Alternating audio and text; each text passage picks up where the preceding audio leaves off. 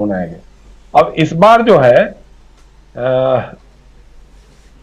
अजीबोगरीब सी बात है कि सामने वाला पक्ष रिएक्ट नहीं कर रहा है, और यही बात हमने बिहार के विधानसभा के चुनाव में देखा था 2015 में, और उसी के बाद हमने कहा था कि ये महागठबंधन की सरकार पूर्ण बहुमत के साथ बनने वाली है बिहार में, राजद, जनता दल यू और कांग्रेस की। वही कमोबेश स्थिति आज गुजरात में दिखाई दे रही है।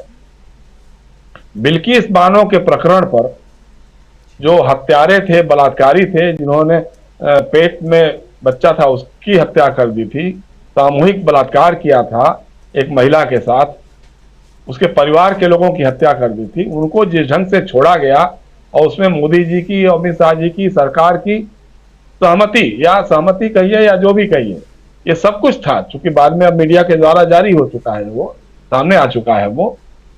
इस पर गुजरात के मुसलमानों ने कोई रिएक्ट नहीं किया।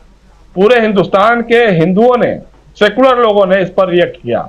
उन्होंने कहा कि यह गलत हुआ है, बलात्कारियों को, हत्यारों को रिहा नहीं करना चाहिए था। इसका एक असर पड़ा है। अभी उस्मान गनी जब बोल रहे थे तो आप लोगों ने पता नहीं ध्यान नहीं दिया शायद, कि राजकोट में जब मोदी जी की सभा हो रही थी, जब वो भाषण कर रहे थे, तो उनके भाषण के बीच लोग उठ करके जाने लगे। आपको याद होगा कि जब 2017 का विधानसभा चुनाव हो रहा था तो पूरे गुजरात में कांग्रेस जीतते हुए आ रही थी, लेकिन जब राजकोट, सूरत, बड़ौदा, अहमदाबाद जो शहरी इलाके हैं उनकी सीटें जब खुलने लग गई तो अचानक कांग्रेस को बढ़त हासिल हो गई। इन शहरी इलाकों में कांग्रेस को बढ़त मिली थी। किसान नाराज था, किसान आज भी नाराज है, और शहरी इलाकों में जो उनको बढ़त मिली, इससे उनकी दोबारा सरकार बन गई थी, हालांकि 99 पर सिमट गए। अब इस बार क्या होगा? देखिए, जो लोग कह रहे हैं अरविंद केजरीवाल के बारे में, आम आदमी पार्टी के बारे में, उनका ज्यादातर असर चाहे उत्तर गुजरात में हो चाहे दक्षिण गुजरात में हो, मुख्य रूप से शहरी इलाकों में ही है। सूरत में है, राजकोट में है, या और शहरी इलाके जो हैं। अब वहां किसका वोट, कितना वो डेंट कर पाएंगे, कितना कांग्रेस का काटेंगे और कितना वो बीजेपी का वोट काटेंगे, ये देखने वाली बात हो सकती है। लेकिन सच यही है कि आज बीजेपी के लोग बहुत बौखलाहट की स्थिति में हैं। उनको समझ नहीं आ रहा है कि जो भी हम चाल चल रहे हैं उस पर कहीं सामने वाला विपक्ष फंस नहीं रहा, उसमें कहीं उलझ नहीं रहा, उस पर प्रोक नहीं हो रहा है। जो भी हम इशूज उठा रहे हैं, जो सांप्रदायिकता के सवाल हैं या हिंदू मुस्लिम का सवाल है, भारत पाकिस्तान का सवाल है, उन सारे सवालों पे जो हम प्रोवोक कर रहे हैं अपने विभिन्न चैनलों के जरिए, सोशल मीडिया पे, व्हाट्सएप यूनिवर्सिटी के जरिए कर रहे हैं, लेकिन सामने वाला कुछ रिएक्ट ही नहीं कर रहा है। और ये उसका रिएक्ट ना करना, ये बीजेपी के लिए सबसे बड़ा घातक साबित हो सकता है, ये मुझे लगता है। लेकिन दूसरा ये भी है कि गुजरात के चुनाव को कायदे से तो कराना चाहिए था हिमाचल प्रदेश के साथ ही।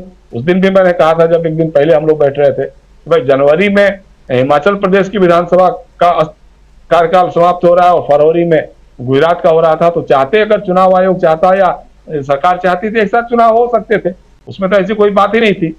हिमाचल का चुनाव और नहीं टाल सकते थे, क्योंकि वहां फिर अगले महीनों में बर्फबारी शुरू हो जाएगी। लेकिन गुजरात में तो ऐसी कोई समस्या नहीं थी, एक महीना पहले हो जाता, उसमें तो कोई दिक्कत नहीं थी।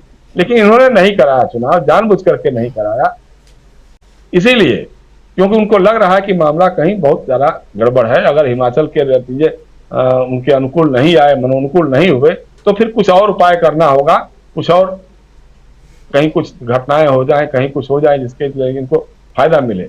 अच्छा, एक बात और आपको गौर करना होगा कि देखिए, गुजरात को कांग्रेस ने भी गुजरात के लोगों के हाल पे छोड़ दिया है। कांग्रेस का कोई बड़ा नेता आज गुजरात में दिखाई नहीं रहा है। गुजरात का जो स्थानीय नेतृत्व है वही इस चुनाव को लड़ रहा है। अब चाहे ये इसके लिए कांग्रेस के पक्ष में सकारात्मक बात समझ लें या फिर नकारात्मक बात समझ लें, ये तो देखने वाली बात होगी। अब यह है कि मल्लिकार्जुन खड़गे जी जब अध्यक्ष का काम संभाल चुके हैं, पदभार ग्रहण कर चुके हैं, उन्होंने एक संचालन समिति भी 47 सदस्यों की बना दी है, तो ये अब क्या करते हैं लोग, गुजरात में किस ढंग से जाते हैं, कैसे वहां का विकसित करते हैं, वहां के लोगों को कॉन्फिडेंस में, वहां के जनजीवन को के सवाल को उठाते हैं।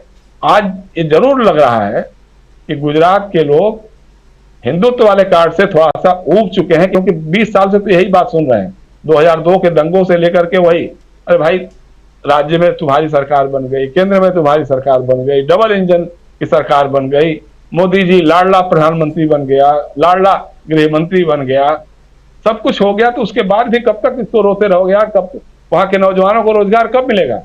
वहां के किसानों को उनकी फसल का उचित दाम कब मिलेगा? अब तो लोग सवाल करेंगे ना। भाई 5-5 चुनाव जीते हैं आप वहां से लगातार, तो लोग तो ये सवाल करेंगे।